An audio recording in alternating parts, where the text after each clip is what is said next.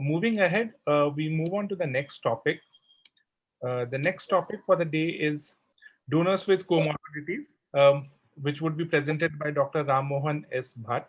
And with us, we have the moderators for this topic as Dr. Deepak Kumar and Dr. Krishna Kumar from Bangalore. So without taking much time, I would hand over the session to our moderators, Dr. Deepak, sir, to introduce our speaker for the topic. Yeah. Hello, everyone.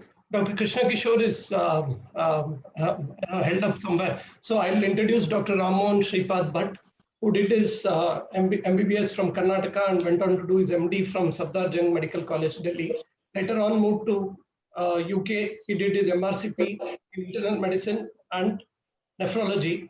And he worked there and came back to India in 2011. And since then, he has been working at Narayana Health City. We all know his specialty of interest is interventional nephrology, but here today he's giving his talk on donors with comorbidities. Over to you, Dr. Ramon Bhat. Thanks. Thanks for that kind introduction. Can everybody hear me? Yeah. So without wasting any time, I'll just proceed. I would like to thank Emcure as well for giving me this opportunity, and NAC for also giving me the opportunity. So mine will not be as exciting as Anil's, and half as exciting as swap transplants.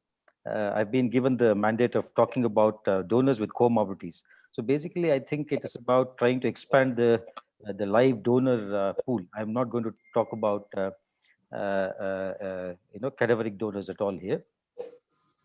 I'm just going to tell about what I think is the most common comorbidities encountered, the Noto guideline, what it says about what are the absolute and relative contraindications for a live donor, what do the Western guidelines say, and the most common comorbidities that we usually encounter, of which age I will probably leave it to Sanjay to talk. I think this talk also would have been quite aptly handled by Sanjay, because he's the one who does all these things. But anyway, I'm going to talk about donors with comorbidities, of which I think the most important one is diabetes. If we are able to include diabetics as part of our donor pool, we will be able to improve our donor pool by at least, I think, 30-40%. Others, I'm not so sure how much we can stretch in terms of poorly controlled hypertension, cardiac disease, which is symptomatic, morbid obesity, or renal or urological issues, which actually should not be ignored at all. So, what does Noto say? Noto says absolute contraindications. Anybody who is a minor, anybody who is young hypertensive, they say we should not consider, whether it's controlled or uncontrolled. Anybody who is more than 50 and on 3 or more drugs, anybody who is hypertensive and having end organ damage, anybody with diabetes, and also it says abnormal OGTT. It doesn't actually qualify exactly what it means by abnormal OGTT, whether it means only impaired fasting or both impaired fasting and 2-hour postprandial. Obesity is mentioned as an absolute contraindication, but then if you go to the relative contraindication on the right hand, it says obesity 30 to 35 is a relative contraindication. So I take it that they mean obesity more than 35 is an absolute contraindication. Any past history of thrombosis embolism, according to them, is absolute contraindication. Any coronary artery disease or symptomatic valvular heart disease is absolute contraindication. On the right side, you can see that it says that prior valve surgery, if it is done, I take it that prior valve surgery with now normal echocardiographic, features and good cardiorespiratory functional, testing, then probably we can consider. That's what they probably say. Peripheral vascular disease is considered as absolute contraindication, but if you see relative contraindication, it also mentions renovascular disease, which probably should be considered in the same category. Any chronic lung disease with hypoxemia, so somebody requiring oxygen or at rest, not symptomatic but hypoxemic, should not be considered for donation. So this would mean probably chronic smokers who have significant lung injury, or people who've had past history of bad tuberculosis and who have hypoxemia now. any recent cancer or those cancers with the long recurrence time, especially breast and all those things, it is considered as an absolute contraindication. Proteinuria more than 300, HIV, and psychiatric contraindications. It doesn't qualify what exactly it means by psychiatric contraindications. When we come to relative contraindications, these are the ones we always work with, and we stretch and we get them into the pool if possible. But then the absolute contraindications is one. In that, I think diabetes, hypertension, and obesity. These are the three major things where if we are able to stretch a bit, we may be able to get in a few more donors into the pool. What does the AJKD core curriculum from 2018 say? Pretty much the same thing. It's the ones which are got a A here, qualified by A, is a relative contraindication. So we are doing ABO incompatible. We are doing people who are highly sensitized, and then we are taking people who are having metabolic syndrome. People who've got HCV or HPV. We are taking them with a careful evaluation. But then it says anybody who's got a GFR of less than 80 should not be considered. Anybody who's got proteinuria more than 300 milligram per day should not be considered. Hematuria is considered as an exclusion criteria. Obviously, solitary you cannot. Anybody who's got uncontrolled blood pressure, sustained blood pressure more than 140 by 90, apparently should not be taken up for donation.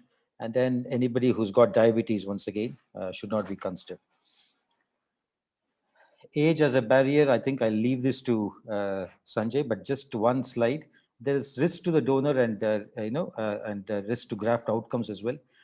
There's studies, this particular study which I've quoted here has shown, comparable perioperative morbidity and mortality for elderly donors as well. It's a large cohort which has been looked at retrospectively. But they found that those who are older than 60, their mortality over a period of time is reduced as compared to the younger donor. But then when you compare it with similar people who have not donated, but who've got similar comorbidities, the mortality is comparable. When it comes to graft outcomes, you can see here they've compared live donors less than 60, that is their standard criteria donors, versus those who've got who are older, versus those who would have stayed on the cadaveric transplant program and maybe opted for extended criteria donors because they want to have earlier transplant, so they will opt for extended criteria donors. What it shows is people up to the age of about 65 or so, there is increased graft survival as compared to those who have donors who've got an age of more than 65. But then still, those who get a kidney from a live donor who's more than 70 years fare better than those who opt for extended criteria donor program. So definitely it is having an older kidney is definitely better than having an extended criteria donor kidney, cadaver kidney. But this one doesn't compare with standard criteria cadaveric donor kidney. Just mention about age and GFR in the same breath as well. This is a criteria which has been mentioned in British Transplantation Society guidelines, which is what I use whenever I'm picking my donors. It gives you the age versus what is a cutoff. It doesn't just take 80 ml per minute as a cutoff for taking a donor for donation or not. So if you see, as a male, if you're about 65 or less, usually you should be having GFR of 80 or more. And then after above the age of 65, these are the criteria that the UK guidelines mention, and this is what I usually use, and I find it very useful. Coming to the most important things, impaired fasting and diabetes. Anybody who's got an impaired fasting glucose by WHO guidelines 110 to 125, or anybody who's got a glycated hemoglobin between 6 and 6.5 should go on to have a 2-hour oral GTT, ideally, to clarify their status. And if they turn out to be having, just pre-diabetes, then you can calculate their risk of developing diabetes over the next 10 years by various models. which you can use to counsel the patient. Nowadays, most of us have started taking all these impaired fasting people because, if we try to, exclude them, then probably we'll be excluding a huge lot of people. A lot of our patients, when we are evaluating them, will have, a normal fasting and normal postprandial, but then glycated hemoglobin will come as, 6 or 5.9 or something like that, or 6.1. And then we are stuck. They've got a bit of obesity, but it's not too bad. It's 31, BMI of 31. They might be, smoking until quite recently. So multiple risk factors are there, and we are stuck. So, we'll have to work with these people, and unless we, include them, the prospective recipient is denied a better quality of life after donation. There's this study which most people quote, which looked at what happens if people who have got impaired fasting donate. So it's about 143 living kidney donors who received kidney from donors who had impaired fasting. They were followed up for a mean of about 10.4 years, and it was found that be it the renal function or proteinuria, both of them were similar at the end of 10 years, at the end of the first decade after donation. There was higher risk of the ones with impaired fasting going on to develop diabetes. 15.56% of those with impaired fasting developed diabetes at 10 years, whereas those who didn't have impaired fasting, only 2.2% developed diabetes over the next 10 years. But then the renal outcomes and mortality were same as people who were not having impaired fasting or not diabetic. Coming to diabetes, this one study which was published in 2010 in Transplantation from Japan. Japan has been pushing the boundaries with regards to live donation because they've got certain inhibitions for donation after death. So most of the transplants, 95% or even more than that of transplants are all live donor. And being a country where they've had nuclear families for at least 3 generations now, unlike us where we are probably the first or the second generation who've had a nuclear family living. They've had hardly any donors in the family, so they have to push. So they have been at the forefront of AVO incompatible, at the forefront of using diabetic donors as donors. So they have looked at 444 live donors from a single center, where they had about 71 who had impaired oral GTT and 27 who were actually diabetic, and impaired fasting in only 44. So these people were compared with those who were having normal glucose tolerance, and they showed that outcomes after 20 years, not just a few years, after 20 years, renal outcomes and survival was the same in these patients who donated. What happens if somebody develops diabetes after donation? So, this is from US, looking at 4,000 odd donors, out of which 309, that is 7.7% of them, developed diabetes at a median time of 18 years post-donation. And these were followed up over a period of time, looking at risk of ESRD, risk of developing hypertension, risk of developing proteinuria, risk of developing hypertension and proteinuria. So all these risks you can see here, very, very small. So including risk of so the highest one is just developing diabetes, risk of developing hypertension after developing diabetes was the highest in those who developed diabetes after donation. So most of them do quite well, even when they develop diabetes after donation. So that gives you confidence to take up patients who already have diabetes, as long as you qualify by looking at target organ damage and make sure that you carefully select the ones who might be at lesser risk. Look at and this is a statement, a guideline statement from BTS, which which is a surprise a change for me. When I was there, we never even touched diabetics. And this statement from 2018, which is there in the BTS guidelines, it now says we have to consider diabetic patients as potential donors after careful evaluation of risks and benefits.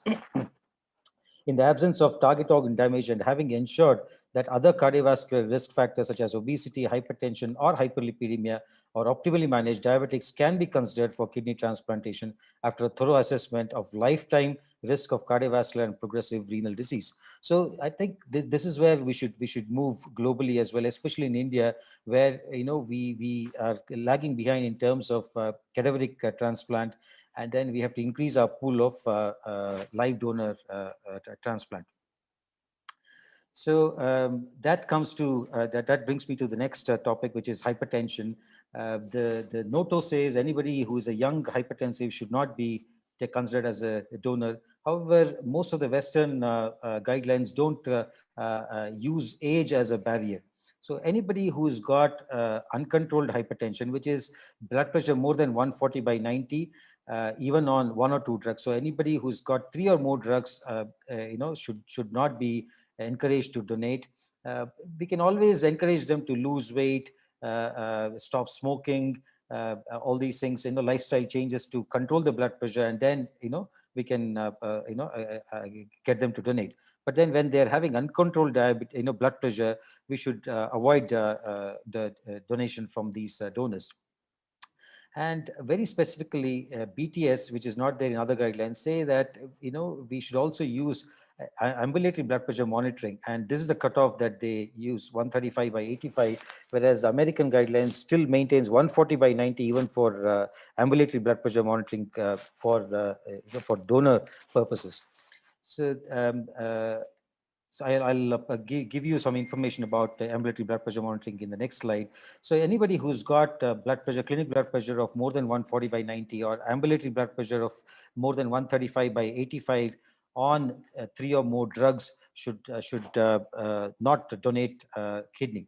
And anybody who's got end organ damage, retinopathy, LVH, proteinuria, previous cardiovascular disease are also not acceptable for donation purpose. And there is one good study which has shown that even those who've got a clinic blood pressure which is more than 140/90, when you actually do ambulatory blood pressure reading, almost 40%, 36.7% of them actually turn out to be having good control or as having a normotension on ambulatory blood pressure reading. However, also there will be about 10% who will have masked hypertension. Those also you're going to pick up. So it's all about protecting the donor as well. Not only are we trying to improve the donor pool, we're also trying to educate the donor and protect the donor pool in terms of improving our outcomes for the donor and the recipient. I'll talk about cardiovascular disease as well here. Anybody who's got risk, having metabolic syndrome, borderline obese, maybe recently stopped smoking, mild hyperlipidemia, etc., definitely we'll have to look at their cardiovascular risk. But if they're able to achieve a METs of more than 4 on a treadmill test, BTS says we don't really have to launch into extensive tests. But then what they have done is they've included this calcium scoring as a new thing, where they say that if the calcium score is 0, then you can be very confident that that person has got very little risk of developing cardiovascular disease over the next 10 years or so. But all these things have to be done with the help of a cardiologist. And then we definitely have to not ignore the simple things like ECG. Make sure we are not missing out any pathological Q waves, LVH, left bundle branch block, atrial issues, etc. Obesity, I think all of us would agree, anybody who's got a BMI of 30 to 35 could be considered as a donor, but then with a lot of education, a trial of, loss of weight, etc., because the risk of perioperative complications for the patient is quite high in these patients. And for those who are having BMI of more than 35, BTS says they would discourage donation at all. But then certain guidelines would put them on hold, put them on a weight loss program, and including bariatric surgery. Certain centers would actively promote bariatric surgery in this lot, and then take them out for donation after a period of time. This would be my last slide, I suppose. I've just put everything else in one slide. Low GFR, I talked about it. Proteinuria more than 500, I would definitely not like to consider these people. We could, probably try and look at their, metabolic syndrome profile, get them to lose weight, after they've stopped smoking after 3 months, after they lose weight, after they control their blood pressure. We can probably reassess them, reassess their proteinuria. But then when they have that kind of proteinuria, I don't think we should be pushing them, trying to do biopsies, or to trying to justify donation. But definitely we should push for active investigation of mild persistent microscopic hematuria, which is trace proteinuria, which would be 1.1 to 5 RBCs. Anything more than 10 RBCs would, most people, when you start investigating them thoroughly, they would get disqualified. But those with persistent microscopic hematuria, they might be having some, lower urinary tract issues. They might be having, thin basement membrane, or something which will allow you to use them as a donor. Or it could be something like simple like a kidney stone. And then when it comes to stones, which is not very often, but at least in a year, you would get 1 or 2 patients who would be having a stone, odd stone here and there. If it's a small stone, single stone, you can transplant, leaving the stone in situ. If it is slightly bigger stone, there are 2 options. You can either put the patient through shortwave lithotripsy, clear the stone, and then transplant. Or then what many centers in the West are doing is they're doing ex vivo ureteroscopy to remove the stone on the table before they transplant. With regards to hepatitis B, C infection, I have not done any, and in fact, I sent one of my patients who wanted to have transplant from a hepatitis B donor who was a mother, but then who the gastroenterologist had actually cleared because the fibroscan was quite good, and HPV DNA levels were all quite undetectable. But our ethics committee had huge objections, so I had to send him to Columbia to have the transplant, and he had a very successful transplant. So it depends on assessment of the health of the liver and assessment of the activity of the viral infection. Because we've got good treatment for hepatitis C infection, we can treat the donor, assess the liver status, and then use them as donors. One more thing I've not mentioned here is what we find nowadays very commonly is fatty liver. At least about 10% of our patients who are coming for donation, even the thin ones, are having fatty liver, and that becomes a bit of a problem to whether to take them up for transplant at all or not. I don't know whether I have got one slide. No, I don't. So there is one study which I came across looking at 24 patients who had non-alcoholic fatty liver disease, who did donate, and then after 10 years, they were found to have no higher risk of progression of the fatty liver or any renal adverse outcomes after donation. That's my last slide. So I think the bottom line here is whether we can evaluate diabetics more thoroughly, including renal biopsy, apart from looking at their retina and their heart, to ensure that there is no target organ damage, and consider them for donation. Thank you. Thank you, Dr. Rammohan Bhat. That was a lucid talk, and most of the comorbidities you have covered. I just had one question, since we're all interested to know about diabetics being donor, since we are moving into nuclear families and the options of donors being limited. Should we also consider age as one of the important factor when we choose these particular diabetics as a donor, when other things are okay, like retina is okay, no proteinuria? Should we give more emphasis to the age? What's your take on that? So the risk score that I put there, I think will help us in counseling the patient. When it comes to that particular donor at that point in time, yes, we should consider age, but then I think we should consider the risk. Somebody who's got a risk of developing diabetes, the score, whatever I put, gives you the risk of developing diabetes in the next 10 years. Anybody who's got a risk of developing diabetes of more than 50% in the next 10 years, I think would we should look at modifying whatever modified risk factors are there over the next 3 to 6 months, and then reconsider donation at that point in time, rather than just say that you're not a suitable donor at all. So that risk score does include age and all those factors. Family history as well, family history of diabetes in first degree relative, smoking, hypertension, use of statins, so which actually means whether you have got dyslipidemia. So that scoring includes all those things. Okay. Dr. Deepak, so I will add a few things into it. See, I do take in special circumstances patients who have well controlled and recently detected diabetics. But my criteria, as you are putting upon the age as a factor to decide. So usually if the donor is above the age of 65, and he has a well-controlled diabetes with no target organ damages, and in situations where the recipient is in desperate need for a transplant. So in those situations, I consider. Now you will say, why you have taken 65 as a criteria? So it is very simple. See, if someone has a diabetes and the renal, that is the kidney is normal, your proteinuria is not there, the evidence that there is involvement of the renal is totally not there. So normally from that day, for someone to develop the renal dysfunction or from that stage may take approximately 10 to 12 years, even if he is not controlling the sugars. So what is the average lifespan of expected in India? It's around 72 to 75 years. So 65, you add 10 years also, it is 75. So it is based on this theory that I put forward to the patient.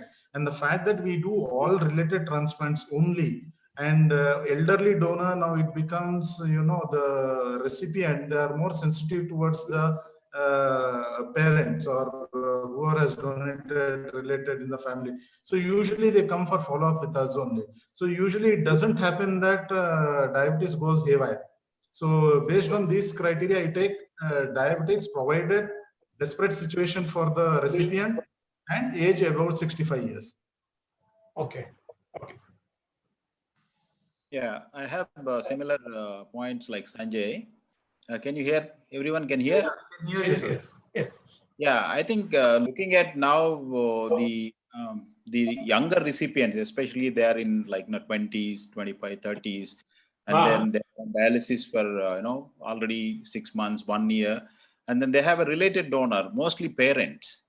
And then if they're newly detected diabetic, they are not diabetics before, but when they come for evaluation, I found that recently 3-4 donors, I found that there is diabetes. I'm basically impaired GTT, whatever it is, but they are diabetics. But if they have like parents and then the recipient is young and then there's no other donor, and then they can't afford ABO incompatible and they can't wait on cadaver transplant list for 3 years, I think that is where the Noto guidelines probably maybe after a few years they might change like British guidelines. So taking care of the donor's diabetes into consideration, if there is no target organ damage, absolutely, then probably we should accept to increase the donor pool. Otherwise, these younger patients living on dialysis for years, it is not possible. So probably where we have to judge and then risk of the patient having complications of diabetes, if they're 55 to 60, I would consider explaining the risk to the donor and the family, and then explaining the need for transplant for younger recipient. Yes, I'm going now that way, saying that some of the donors, I'm accepting, saying that explaining the risk to the donor as well as the patient family. If they're fine, then I'm going ahead with the further evaluation. That's what probably, because India is going to be capital of diabetes, and the donor 55 and all, you might see some diabetes. It's very difficult if there's no other donor, especially siblings and parents. Yes. Ram, one question to you. With Noto recommendations stating that diabetes is an absolute contraindication, where do we stand medico-legally if something were to go wrong or the patient donor develops, let's say, ESRD in 5 years' time? I mean, what will happen in the court of law? The advocate may always show this Noto recommendation as an absolute contraindication, and would we have a strong case against us? Yeah, I think I think it's a guideline. It is a recommendation. It is Yeah, it is a binding. guideline. You'll have to take a special consent form when you take such donors. We'll have to counsel. We'll have to. I have been taking people with hypertension for quite some time. I never rejected anybody with a single drug. And I was not taking diabetics till I joined Manipal. So they're a little more liberal on diabetes. With no end organ damage we were taking. And I think Sanjay's point is valid. If somebody who's 65 is mild diabetes, I think it's reasonable to take that compared to somebody who's 30 with diabetes wants to donate. So there's a difference. A father donating, 65-year-old father donating 35-year-old son, maybe the story is different. So we'll have to, so but this Noto guidelines, I think that is, as Ram Mohan Bhat said, it's only guideline, not the law. But nevertheless, we should be careful because patients can use it against us if something goes wrong. So to overcome that, whenever you're doing the affidavit, I think everyone who comes and signs in those affidavits, in everyone's affidavits, that line should be added on. Saying that all the risk patient is a diabetic because of the need for the recipient, it has been done, and the risk and the possibility of the renal failure later, which is very minimal, has been explained. You need to have separate consent for that sort of extended donor, I think. Correct. I agree. Yeah, and other thing what I'm doing now is, sir, apart from getting the affidavits done, affidavits is typed by a lawyer and these fellows come and sign. So many of the times the relatives or the people who are related to them may go against you saying video that consent. Signed it. So what I am doing is I keep 20 rupees paper. So on the day, one day before the transplant, I make the donor and the recipient write in their own language all the risks involved, which includes even the risk of an expanded program. So they write in their language. So in addition to the regular consent, which is printed, you take handwritten consent one day before. Consent on a 20 rupee paper. Now they cannot say. No, take it with some photograph also. Yeah. That will be better. Yeah, I think Sanjay point is valid. Probably we should take this kind of consent when you are accepting a diabetic donor to considering the recipient is young and there's no other go to survive on dialysis for so long. And then probably in the video consent also we should record that this has been explained to the donor fairly well, and then evidence there also they sign the register that they have been explained, and also they go to committee there also they question them. So probably we should explain options. However, the recipient interest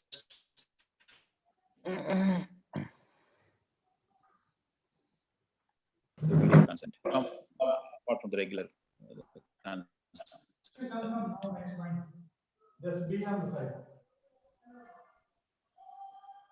Any other questions?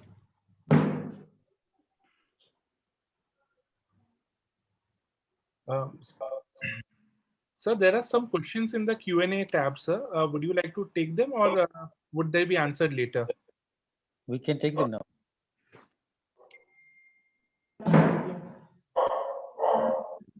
Dr. Ganesh Prasad has asked, mentally challenged donors recommended by a close relative, accepting by the hospital query. Dr. Ram. So, our Noto, can you hear me? Yeah. So Noto doesn't give detailed explanation, but if you go through BTS guidelines and things like that, the risk has to be assessed by a psychiatrist. From a medical perspective, use of medicines which could have affected the renal function, like lithium and all those things, will be a issue for people with mental health disease. So we need to take a detailed history of. But I think Ram is talking about mentally challenged donor. I think I have some experience in this. By and large, we will not take any related donors mentally challenged. Because that is not acceptable. But we have done only one case with a court order where the donor was mentally challenged. He was deaf and dumb. He couldn't give consent. Yeah. And so then we went to the court and got it done. But after that, we are not done. I don't think we should do also, because it's not, in my opinion, having done one case like that 25 years ago, I would not do it, because that will become the norm. Then people will start bringing mentally challenged relatives to donate. If there is a possibility of, I don't think it should be the norm, in my opinion. We should not do it.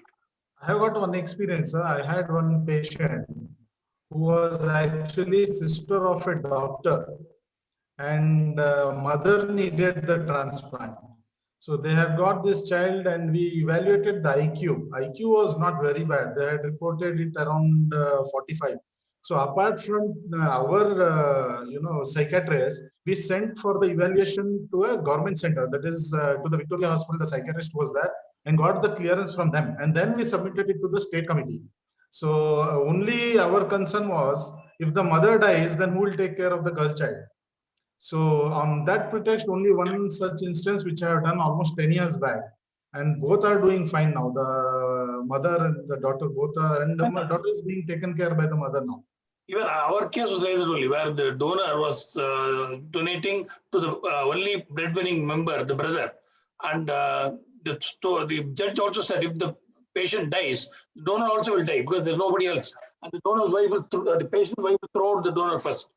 So that is the reason the permission was given in the interest of the donor. Okay. The other question was, I have similar, one donor was there, I think brother somebody. So he came forward, he had some psychiatric,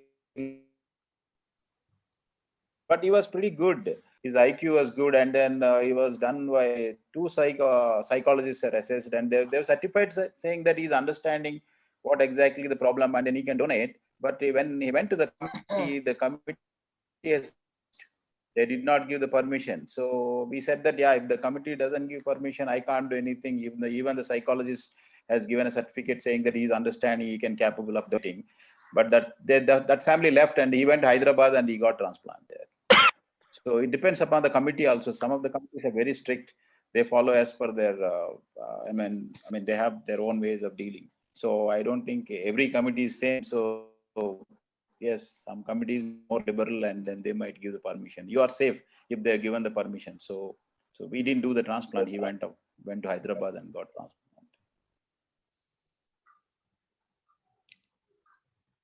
If there are no questions, any other questions? Deepak, from the audience? From the audience, one more question is, can HIV positive donor donate to HIV positive recipient? That's asked by Dr. Ganesh Prasad. I think it's the cadaver donor, definitely. Yes. Yeah, even in live donation, HIV, if it is acceptable, undetectable load and good CD4 count, and if it is being donated to a HIV positive person, it should definitely be considered. Okay. So if there are no further questions, we'll move on to the next talk. Thank you, sir. Thank you, Dr. Deepak, for moderating it very nicely and taking up all the questions from the faculty. Just for the attendees, I would like to point it out that all these questions would be recorded and sent to the faculty members, and it can be also replied back to you in case we are not able to take them over an email. I hope that is fine with everyone.